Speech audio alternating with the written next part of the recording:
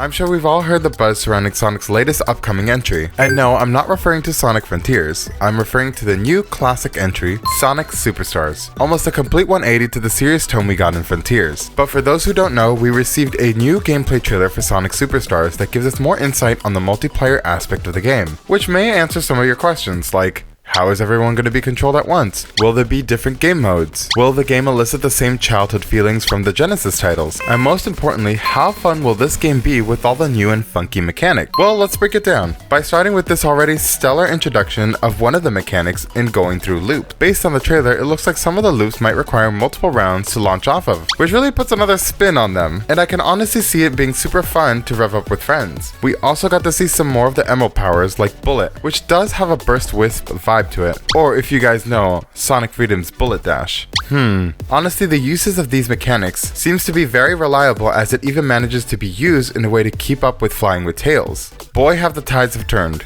Anyways, most of the trailer shows off the gimmicks Sonic and friends encounter throughout the levels, which is pretty standard stuff, but I do want to note that I was initially worried about how the camera will be handled, as the Genesis titles tend to have a very small field of view. Luckily, it seems like the camera pans out pretty far, something that wasn't really achieved back then, so hopefully it'll improve players' reaction times, and I honestly hope they keep this change in the future. But probably the biggest surprise is the new battle mode and what comes along with it. Not only does it come with various customization features that I think SEGA has finally gotten a good grasp of, but we finally get to see our good old pal, Metal Knuckles, make a return in at least some capacity. Still no Tails doll though, but it seems like this robotic Tails has some rockets as the tails. Speaking of robots though, there seems to be a new generic robot that is running Eggman's new mechs, which can be seen in both the battle mode and in one of the mini boss battles. I wonder if it means anything. A video for next time. Overall, I'm really loving the little nods to other classic Sonic titles, reinterpreted in a new way. And the more that stuff comes out, the more I can see a lot of the surreal, quirky charm that previous titles used to have. There's so many fun and funky mechanics that help differentiate Sonic Superstars as an evolution of classic Sonic rather than a reinterpretation. And unlike Mania, is not afraid to produce some out-of-the-box mechanics. I think at this point, this is what many Sonic fans might have needed. That and more playable characters such as Amy, to just sit down and enjoy some local fun with friends. But you know what else you'd enjoy?